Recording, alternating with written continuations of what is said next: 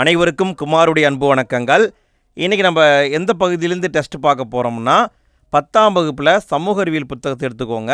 அதில் குடிமையியல் பகுதியில் 4வது பாடம் இந்தியாவின் வெளியுறவு கொள்கை. இந்த பாடத்திலேருந்து தான் நம்ம கேள்விகளை பார்க்க போகிறோம். 40 கேள்வியை நான் கொண்டு வந்திருக்கேங்க. நீங்கள் இதை பார்த்தா போதும். இன்றைய தேர்வுக்குள்ளே போகலாமா? நீங்கள் எல்லோரும் படிச்சுட்டு வந்திருப்பீங்கன்னு நினைக்கிறேன். சரி, ஓகே. ஃபஸ்ட் கேள்வியை பாருங்கள். இந்திய வெளியுறவு கொள்கையை ஏற்றுக்கொண்டு வழிநடத்தும் அரசியலமைப்பு சட்டப்பிரிவு எது? இந்திய வெளியுறவு கொள்கையை ஏற்றுக்கொண்டு வழிநடத்தும் அரசியலமைப்பு சட்டப்பிரிவு எது? விடையை பார்க்கலாங்களா? இதற்கான பதில் சட்டப்பிரிவு 51. அடுத்த கேள்வியை பாருங்கள். பஞ்சசீலம் என்பது எந்த மொழியிலிருந்து பெறப்பட்டது? பஞ்சசீலம்னு சொல்கிறோம். இந்த பஞ்சசீலம் என்பது எந்த மொழியிலிருந்து பெறப்பட்டதுங்க? விடையை பார்க்கலாங்களா? விடை சமஸ்கிருத மொழியிலிருந்து பெறப்பட்டது. அடுத்த கேள்வியை பாருங்கள். எந்த 2 நாடுகளுக்கிடையே பஞ்சசீலம் அப்படிங்கிற ஒப்பந்தம் கையெழுத்திடப்பட்டுள்ளது? எந்த 2 நாடு பஞ்சசீலம் ஒப்பந்தத்தில் கையெழுத்து போட்டாங்க? விடையை பார்க்கலாங்களா? இந்தியா மற்றும் சீனா 2 நாடுக்கிடையே பஞ்சசீலம் ஒப்பந்தம் கையெழுத்தாகிருக்கு. அடுத்த கேள்வியை பாருங்கள். 1954 இந்தியா மற்றும் சீனாவால் கையெழுத்திடப்பட்ட ஒப்பந்தம் எது தொடர்பானது? ஸோ நல்லா பாருங்கள். பஞ்சசீலம் ஒப்பந்தம் எப்போ கையெழுத்தாயிருக்கு? 1954 கையெழுத்தாயிருக்கு. அந்த ஒப்பந்தம் எது தொடர்பானது? விடை பார்க்கலாங்களா? விடை 5 கொள்கைகளுடன் இணைந்திருத்தல். 5 கொள்கையுடன் இணைந்திருத்தல். அடுத்த கேள்வியை பாருங்கள். பஞ்சசீல ஒப்பந்தம் கையெழுத்தான நாள். ஆண்டை நான் முன்னாடியே சொல்லிட்டேன். ஸோ கண்டுபிடிச்சிருப்பீங்க. விடையை பார்க்கலாங்களா? 1954 ஏப்ரல் 28 கையெழுத்தாயிருக்கு. 1954 ஏப்ரல் 28. அடுத்த கேள்வியை பாருங்கள். பஞ்சசீலம் கொள்கையில் கையெழுத்திட்டவர்கள் யார்? அதாவது பஞ்சசீல கொள்கை ஒப்பந்தத்தில் கையெழுத்திட்டவர்கள். விடையை பார்க்கலாங்களா? விடை 2 பேருங்க. ஒருத்தர் ஜவஹர்லால் நேரு, இன்னொருத்தர் சீனாவுடைய சூயன் லாய். இந்த 2 பேரும் தான் கையெழுத்து போட்டு ஏற்றுக்கிட்டாங்க. அடுத்த கேள்வியை பாருங்கள். பஞ்சசீல கொள்கையில் தவறானது எது? பஞ்சசீல கொள்கைன்னா 5ன்னு பார்த்தோமா? 5 இங்கே கொடுத்துருக்கேன். ஏதோ 1 மட்டும் தப்பாக இருக்குது. சரி, விடையை பார்க்கலாங்களா? ஃபஸ்ட்டு பாயிண்ட் பாருங்கள். ஒவ்வொரு நாட்டின் எல்லையையும் இறையாண்மையையும் பரஸ்பரம் மதித்தல் வேண்டும். கரெக்டு. பரஸ்பர உள்நாட்டு விவகாரங்களில் தலையிடுதல் கொடுத்துருக்காங்க. தப்பு. தலையிடக்கூடாது. அடுத்த பாயிண்ட்டு பரஸ்பர நலனுக்காக சமத்துவம் மற்றும் ஒத்துழைத்தல். இது கரெக்டு. பரஸ்பர ஆக்கிரமிப்பின்மை. இதுவும் கரெக்டு. அமைதியாக சேர்ந்திருத்தல். இதுவும் கரெக்டு. அப்போ தவறானது இதுதான். அடுத்த கேள்வியை பாருங்கள். இந்தோனேசியாவின் பாண்டுங் நகரத்தில் ஆப்பிரிக்க ஆசிய மாநாடு நடைபெற்ற ஆண்டு. ஆப்பிரிக்க ஆசிய மாநாடு நடந்தது. எங்கே நடந்ததுன்னா இந்தோனேசியாவில் இருக்கிற பாண்டுங் அப்படிங்கிற நகரத்தில் நடந்தது. எந்த ஆண்டு நடந்ததுன்னு கேட்குறாங்க. விடையை பார்க்கலாங்களா? 1955 நடந்திருக்கு. 1954 பஞ்சசீலம் கையெழுத்தாச்சா? அந்த கையெழுத்தானது இன்னும் விரிவுபடுத்தப்பட்டிருக்கு. பல்வேறு நாடுகள் அந்த ஒப்பந்தத்தில் கையெழுத்து போட்டாங்க. அதான் பாண்டுங் மாநாடு. சரி, அடுத்த கேள்வியை பாருங்கள். பரந்த அளவில் அணி சேராமை என்பது இராணுவ கூட்டணியில் இணைத்து கொள்ளாதது அல்ல. அதாவது பிரச்சனைகளை முடிந்தவரை இராணுவ கண்ணோட்டத்தில் பார்க்காமல் அது சில நேரங்களில் மட்டும் ஏற்பட்டாலும் சுதந்திரமாக மற்றும் அனைத்து நாடுகளுடனும் நட்பு ரீதியிலான உறவை பராமரித்தல் என்று கூறியவர் யார்? இதற்கான பதில் இப்படி சொன்னவங்க ஜவஹர்லால் நேரு. அடுத்த கேள்வியை பாருங்கள். 1953 அணிசேரா இயக்கம் என்ற சொல்லை முதலில் பயன்படுத்தியவர்.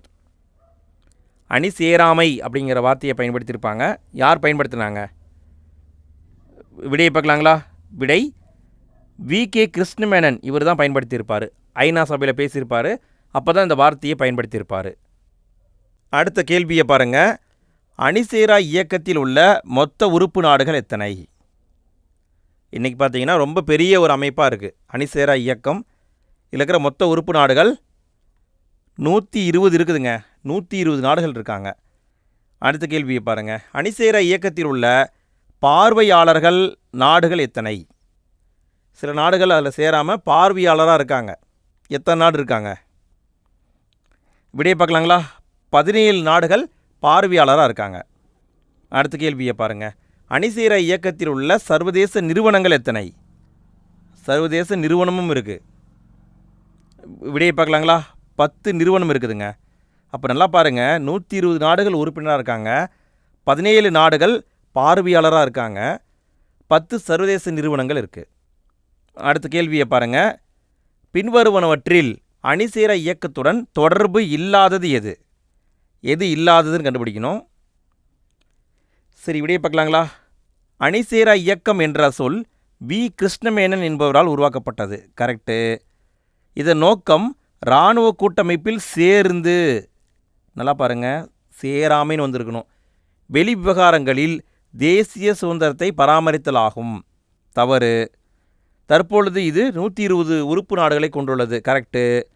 இது பொருளாதார இயக்கமாக மாற்றமடைந்துள்ளது. இதுவும் கரெக்டு. அப்போ 2வது பாயிண்ட் தான் தவறு. அடுத்த கேள்வியை பாருங்கள். சரியான கூற்றை கண்டறிக. 2 பாயிண்ட் இருக்குது, எது சரின்னு கண்டுபிடிக்கணும். சரி, விடையை பார்க்கலாங்களா? அணிசேரா இயக்கம் என்பதன் நோக்கம் இராணுவ கூட்டணியில் சேராமல் தேசிய சுதந்திரத்தை பராமரித்தல் ஆகும். இப்போ தான் பார்த்தோம். கரெக்டு. அடுத்த பாயிண்ட் பாருங்கள். இது பொருளாதார இயக்கத்திலிருந்து அரசியல் இயக்கமாக மாற்றம் கொண்டுள்ளது. இது தவறுங்க. நம்ம முன்னாடியே பார்த்துட்டோம், ஞாபகம் இருக்கா? இது அரசியல் இயக்கமாக ஆரம்பத்தில் இருந்தது, இப்போ பார்த்தா பொருளாதார இயக்கமாக மாற்றமடைந்திருக்கு. அப்போ பார்த்தீங்கன்னா கூற்று 1 மட்டும் சரி. அடுத்த கேள்வியை பாருங்கள். அணிசேரா இயக்கத்தில் நிறுவன உறுப்பினர் அல்லாத நாடு எது? இந்த அணிசேரா இயக்கம் அப்படிங்கிறத ஃபஸ்ட்டு உருவாக்குற நாடு 5 நாடுங்கள்ங்க. 5 நாடுகள் சேர்ந்து தான் உருவாக்குச்சு. இதற்கான பதில் இந்தியாவும் உருவாக்கியிருப்பாங்க. இந்தியா, யுகோஸ்லோவேகியா, இந்தோனேசியா, எகிப்து உருவாக்கியிருப்பாங்க. பாகிஸ்தான்லாம் கிடையாது. அடுத்த கேள்வியை பாருங்கள். அணிசேரா இயக்கத்தின் நிறுவன தலைவர்களை பொறுத்துக. தலைவர்கள் எந்தெந்த நாட்டை சார்ந்தவங்கன்னு கண்டுபிடிக்கணும். இந்தியாவுடைய ஜவஹர்லால் நேரு, அவரை விட்டுருங்க. மற்ற 4 நாடுகள் பார்க்கும்போது யுகோஸ்லாவேகியா இந்த நாட்டைச் சேர்ந்தவர் டிட்டோ, எகிப்து நாட்டைச் சார்ந்தவர் நாசர், இந்தோனேசியா இந்த நாட்டைச் சார்ந்தவர் சுகார்னோ, கானா என்ற நாட்டைச் சார்ந்தவர் குவாமே நிக்ரூமா. இந்த 4 பேர் ப்ளஸ் ஜவஹர்லால் நேரு, மொத்தம் 5 பேர் சேர்ந்து தான் அணிசேரா இயக்கத்தை உருவாக்கியிருக்காங்க. அடுத்த கேள்வியை பாருங்கள். 20 ஆண்டு கால இந்திய சோவியத் ஒப்பந்தம் மேற்கொள்ளப்பட்ட ஆண்டு. இந்தியாவும் சோவியத் ரஷ்யாவும் ஒப்பந்தம் போட்டுக்கிட்டாங்க. 20 ஆண்டு கால ஒப்பந்தம். அதை எப்போ போட்டுக்கிட்டாங்க? இதற்கான பதில் 1971ங்க. அடுத்த கேள்வியை பாருங்கள். சீனா எந்த ஆண்டில் லாப்னார் என்ற இடத்தில் முதல் அணு சோதனை செய்தது? முதல் அணு சோதனை செஞ்ச நாடு சீனா. லாப்னாருங்கிற இடத்துல பண்ணாங்க. எப்போ பண்ணாங்க? 1964 பண்ணாங்க. அடுத்த கேள்வியை பாருங்கள். இந்தியா எந்த ஆண்டில் பொக்ரான் என்ற இடத்தில் முதல் அணு சோதனை செய்தது? இந்தியாவும் பண்ணணும், சைனா பண்ணதுனால நாம் பண்ணணும். இதுக்கான பதில் சரியாக 10 ஆண்டுகள் கழித்து 1974. அவங்க 64 பண்ணுறாங்க, நம்ம 74 பண்ணோம். அடுத்த கேள்வியை பாருங்கள். சீனாவுடனான நட்புறவு கிழக்கு நோக்கிய கொள்கை வெளியிடப்பட்ட ஆண்டு. கிழக்கு நோக்கிய கொள்கை அப்படிங்கிறத எப்போ வெளியிட்டாங்க? விடையை பார்க்கலாங்களா? இங்கே டைப்பிங் மிஸ்டேக்கு பார்த்துக்கோங்க. 1992 வந்திருக்கணும், அதுதான் ஆன்சர். 1992. அடுத்த கேள்வியை பாருங்கள். இந்தியா எந்த ஆண்டில் பொக்ரான் என்ற இடத்தில் 2வது அணுசோதனை செய்தது? முதல் அணுசோதனை எப்போ பண்ணணுங்க? 1974 பண்ணோம். 2வது அணுசோதனையும் பொக்ரானில் தான் பண்ணாங்க. எப்போ பண்ணாங்க? 1998 ஆண்டு பண்ணாங்க. அடுத்த கேள்வியை பாருங்கள். இந்திய வெளியுறவு கொள்கை மாற்றங்களில் தவறானது. இந்திய வெளியுறவு கொள்கை அப்போ மாறிட்டே இருக்கும், நிறைய மாற்றம் அடைந்திருக்கு, அதை கொடுத்துருக்காங்க. இதில் ஏதோ ஒன்று தப்பாக இருக்குது, கண்டுபிடிக்கணும். சரி, விடையை பார்க்கலாங்களா? இதற்கான பதில் சீனாவுடனான நட்புறவு கிழக்கு நோக்கிய கொள்கை என்பதை 1992 வெளியிட்டாங்க. கரெக்டு. ரஷ்யாவின் அணு ஏவுகணை பாதுகாப்பு திட்டத்தை ஏற்றுக்கொள்ளுதல், இது தவறுங்க. இந்த அணு ஏவுகணை பாதுகாப்பு திட்டம் யாருடையது? அமெரிக்காவுடையதுங்க. அமெரிக்கா அப்படின்னு வந்திருக்கணும், சரிங்களா? அதனால் இது தவறு. அடுத்த பாயிண்ட் பாருங்கள். இஸ்ரேலிடமிருந்து பாதுகாப்பு தளவாடங்களை கொள்முதல் செய்வதற்கான உறவு. கரெக்டு. அரபு நாடுகள் மற்றும் ஈரானுடன் எரிசக்தி ஆற்றல் வள தூதரக உறவு கரெக்டு. அப்போ இரண்டாவது பாயிண்ட் தான் தவறு. அடுத்த கேள்வியை பாருங்கள். சர்வதேச அணுசக்தி நிறுவனத்தில் எந்த நாட்டுக்கு எதிராக இந்தியா வாக்களித்தது? இந்தியா வாக்களித்ததுன்னு வந்திருக்கணும். சரிங்களா? சர்வதேச அணுசக்தி நிறுவனத்தில் இந்தியா ஒரு நாட்டுக்கு எதிராக வாக்களிச்சிருக்கு. இதுக்கான பதில் ஈரான். ஈரானுக்கு எதிராக அணுசக்தி நிறுவனத்தில் வாக்களிச்சிருக்காங்க. சரிங்களா? அடுத்த கேள்வியை பாருங்கள். இந்தியா இணையாத புதிய உலகளாவிய குழு எது? புதிய உலகளாவிய குழு எந்த குழுவில் இந்தியா இணையவில்லை? விடைய பார்க்கலாங்களா? G20 இணைஞ்சிட்டாங்க, IBSA இணைஞ்சிட்டாங்க, பிரிக்ஸில் இணைஞ்சிட்டாங்க, நேட்டோ இதில் இணையலை. இது தவறு. அடுத்த கேள்வியை பாருங்கள். சரியான கூற்றை கண்டறிக. 2 பாயிண்ட் கொடுத்துருக்காங்க. எது சரின்னு கண்டுபிடிக்கணும். சரி, இப்படியே பார்க்கலாங்களா?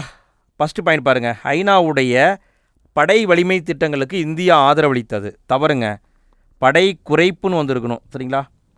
படை குறைப்பு திட்டங்களுக்கு தான் இந்தியா ஆதரவளித்தது. ஸோ தவறு.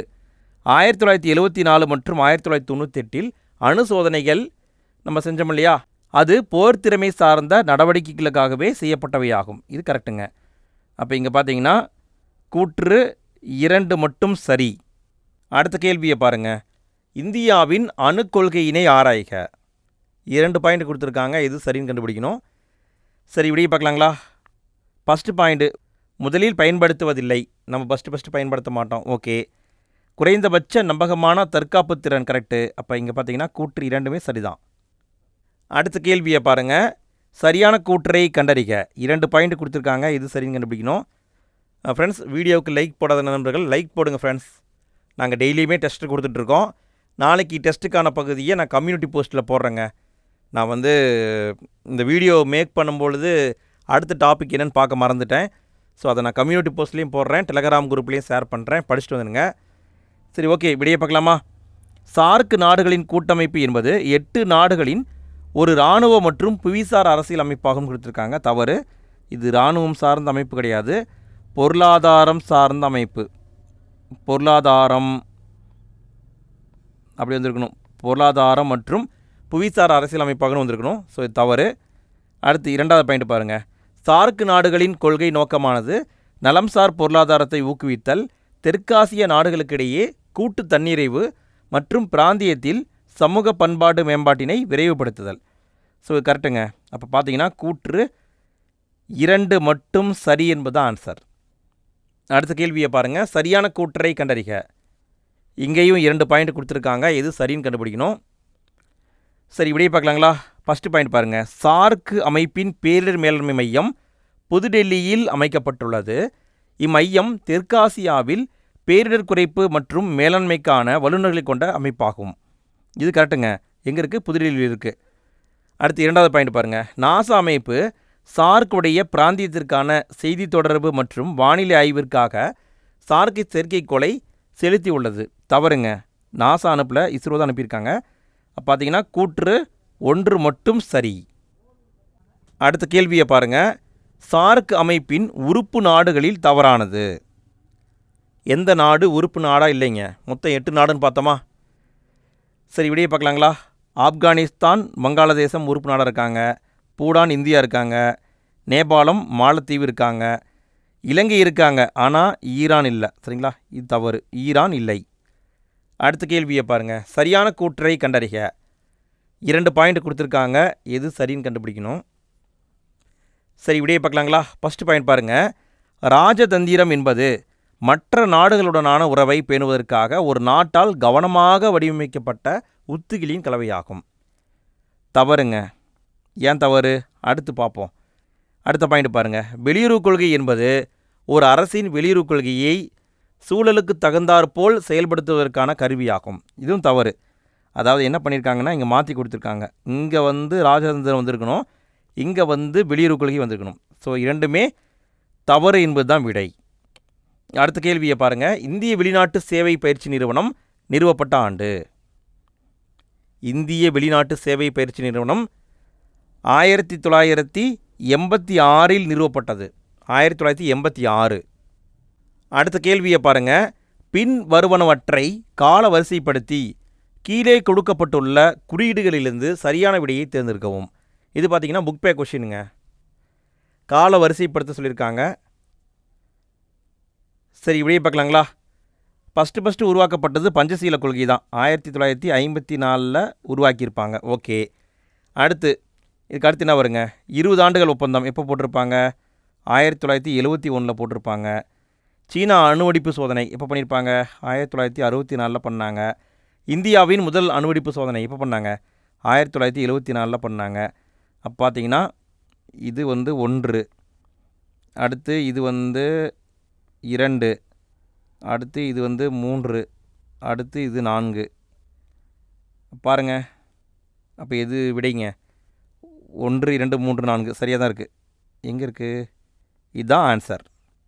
அடுத்த கேள்வியை பாருங்கள். இந்தியாவிற்கும் தென்கிழக்கு ஆசிய நாடுகளின் கூட்டமைப்பில் உள்ள நாடுகளுக்கும் பாலமாக உள்ள நாடு எது? இந்தியாவுக்கும் தென்கிழக்கு ஆசிய நாடுகளுடைய கூட்டமைப்பில் இருக்கிற மற்ற நாடுகள், அந்த நாடுகளுக்கும் பாலமாக இருக்கும் நாடு மியான்மார். அடுத்த கேள்வியை பாருங்கள். இந்தியாவின் அயலுறவு கொள்கையை வடிவமைப்பதில் எந்த அமைச்சர் முக்கிய பங்கு வகிக்கிறார்? இதற்கான பதில் வெளி விவகாரங்கள் அமைச்சர். அடுத்த கேள்வியை பாருங்கள். நமது வெளியுறவு கொள்கையுடன் தொடர்பு இல்லாதது எது? விடையை பார்க்கலாங்களா? உலக ஒத்துழைப்பு தொடர்புடையது, உலக அமைதி, இன சமத்துவம், காலனித்துவம் தொடர்பில்லாதது. அடுத்த கேள்வியை பாருங்கள். பொருந்தாத ஒன்றினை கண்டுபிடிக்கவும். எது பொருந்தாததுங்க? விடையை பார்க்கலாங்களா? சமூக நலம், சுகாதாரம், உள்நாட்டு விவகாரங்கள் எல்லாமே ஒரு நாட்டுக்குள்ளே நடக்கிற விஷயம். ராஜதந்திரம் என்பது வெளிநாட்டை நம்ம எப்படி ட்ரீட் பண்ணுறோமோ அதை பற்றியது. அப்போ இதுதான் பொருந்தாதது. அடுத்த கேள்வியை பாருங்கள். அணிசேராமை என்பதன் பொருள் என்ன? அணிசேராமை என்பதன் பொருள் என்ன? விடையை பார்க்கலாங்களா? தன்னிச்சையாக பிரச்சனைகளுக்கு முடிவெடுக்கும் சுதந்திரம். அடுத்த கேள்வியை பாருங்கள். இராணுவம் சாராத பிரச்சனைகள் என்பது என்ன? இது புக் பேக் கொஷினுங்க. விடை பார்த்தா இவை அனைத்தும் என்பதுதான் சரி. ஆற்றல் பாதுகாப்பு, நீர் பாதுகாப்பு, தொற்று நோய்கள் எல்லாமே இராணுவம் சாராத பிரச்சனைகள். அடுத்த கேள்வியை பாருங்கள். சரியான கூற்றை கண்டறிக. கூற்று காரணம் டைப்பில் கொடுக்கப்பட்டிருக்கு. விடையை பார்க்கலாங்களா? 1971 இந்தோ சோவியத் ஒப்பந்தத்தின் மூலம் இந்தியா சோவியத் யூனியனுடன் இணைந்தது. கரெக்டுங்க. காரணம் இது 1962 பேரழிவுகரமான சீன போருக்கு பின் தொடங்கியது. இது தவறுங்க. அப்போ பார்த்தீங்கன்னா கூற்று மட்டும் சரி. கூற்று சரி, காரணம் தவறு. அடுத்த கேள்வியை பாருங்கள். சரியான கூற்றை கண்டறிக. கூற்று காரணம் டைப்பில் கொடுத்துருக்காங்க. இது சரின்னு கண்டுபிடிக்கணும். சரி, விடையை பார்க்கலாங்களா? கூற்று இந்தியா உலகின் பெரும்பான்மையான நாடுகளுடன் தூதரக உறவுகளை கொண்டுள்ளது. கரெக்டு. காரணம் உலகின் அதிக அளவிலான மக்கள் தொகையை கொண்ட நாடு இந்தியா ஆகும். இதுவும் கரெக்டு. கூற்று காரணம் சரி, காரணம் கூற்றிற்கான சரியான விளக்கமாகும். அடுத்த கேள்வியை பாருங்கள். கடைசி கேள்விங்க. இந்தியா சுதந்திரத்துக்கு பின்னர் இராணுவ முகாம்களில் இணைவதை தவிர்ப்பது அவசியமாக இருந்தது. ஏனெனில் இந்தியா இவைகளை மீட்க வேண்டியிருந்தது. இதற்கான பதில் மேற்கூறிய அனைத்தும் என்பதுதான் சரி. இந்தியா விடுதலை பெறும் பொழுது கடுமையான வறுமை இருந்தது, எழுத்தறிவின்மை இருந்தது, குழப்பமான சமூக பொருளாதார நிலை இருந்தது. எல்லாத்தையுமே சரி பண்ணுறதுக்காக எந்த இராணுவ முகாமிலையும் இந்தியா இணையவில்லை. ஸோ மேற்கூறிய அனைத்தும் என்பதுதான் சரி. ஃப்ரெண்ட்ஸ், இந்த வீடியோவில் 42 கேள்வியை பார்த்துருக்கோம். எத்தனை கேள்விக்கு உங்களுக்கு ஆன்சர் தெரிஞ்சதுன்னு மறக்காமல் கமெண்ட்டில் பதிவிடுங்க. நாளைக்கு தேர்வுக்கான பகுதியை நான் கம்யூனிட்டி போஸ்ட்லேயும் போடுறேன், டெலகிராம் குரூப்லேயும் ஷேர் பண்ணுறேன். நீங்கள் இன்னும் நம்முடைய டெலகிராம் குரூப்பில் ஜாயின் பண்ணலைன்னா ஃபஸ்ட்டு கமெண்ட்டில் லிங்க் இருக்குது, ஜாயின் பண்ணிக்கோங்க. நாளைய வீடியோவில் நம்ம மீண்டும் சந்திப்போம். நாளைக்கு இரவு 9:30 மணிக்கு யூடியூப்பில் வீடியோ வந்துடும். மறக்காமல் டெஸ்ட்டை போட்டு பாருங்கள். சரி, ஓகே ஃப்ரெண்ட்ஸ், அடுத்த வீடியோவில் சந்திப்போம். நன்றி.